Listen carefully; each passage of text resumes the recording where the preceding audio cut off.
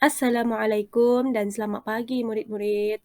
Pada hari ini murid-murid boleh buka buku aktiviti jilid 2 muka surat 43 dan 44. Untuk muka surat 43, aktiviti 4A, murid-murid perlu membina ayat tanya dengan kata tanya berdasarkan bahan. Tajuk kita pada hari ini adalah kurangkan sampah plastik. Keluarga Rizan mengamalkan beberapa langkah untuk mengurangkan sampah berbentuk plastik.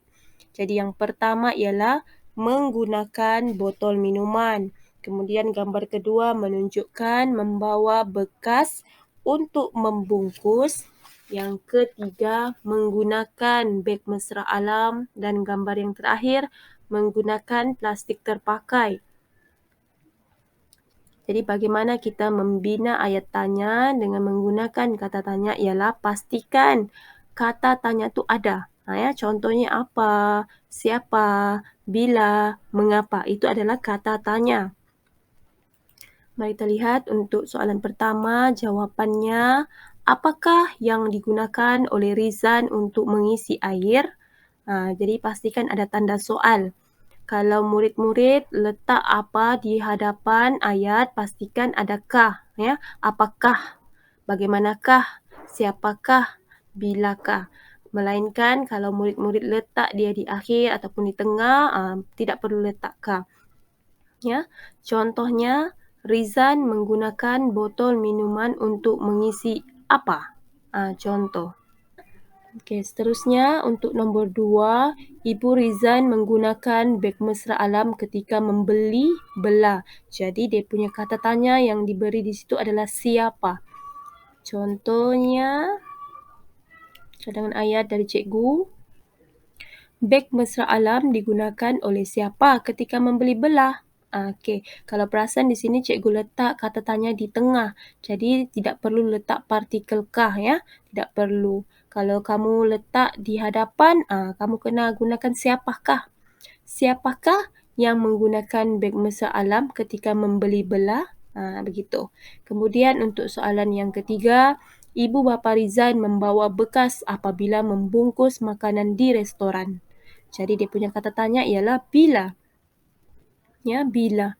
Jadi murid-murid boleh guna bilakah ibu bapa Rizan membawa bekas? Okey, dan yang terakhir, Rizan dan kakaknya melipat plastik terpakai supaya mereka dapat menggunakannya semula. Jadi di sini mengapa? Kata tanya mengapa ni akan menjawab soalan sebab. Jadi dia punya ayat, Rizan dan kakaknya melipat plastik terpakai mengapa? Pastikan kamu letak tanda soal murid-murid sebab ini adalah ayat tanya. Jadi mesti ada tanda soal, tanda tanya Seterusnya untuk muka surat 44, kita teruskan aktiviti 4B.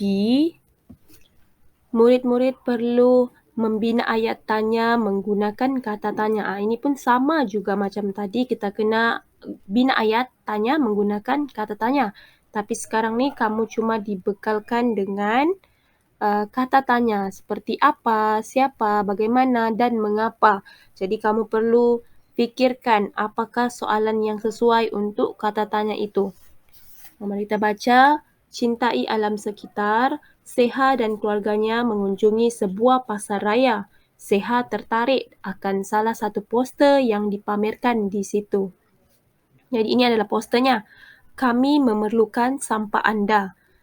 Sampah yang diperlukan ialah semua jenis peralatan elektrik rumah dan pejabat. Beli barang yang perlu sahaja, beli barang yang boleh digunakan semula. Kami akan menggantikan barangan anda dengan wang tunai atau tumbuhan seperti pokok bonsai atau pokok hati-hati. Berminat? Kunjungi kami di Pasaraya Cahaya pada 26 Ogos 2021, 10 pagi hingga 4.30 petang. Hubungi Puan Mahani, nombor telefon 03 888 88888.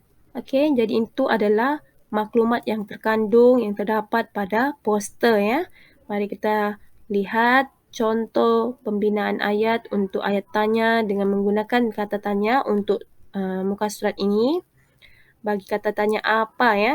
Nombor 1, cadangan ayat daripada cikgu. Cikgu akan gunakan maklumat sampah yang diperlukan ialah semua jenis peralatan elektrik rumah dan pejabat.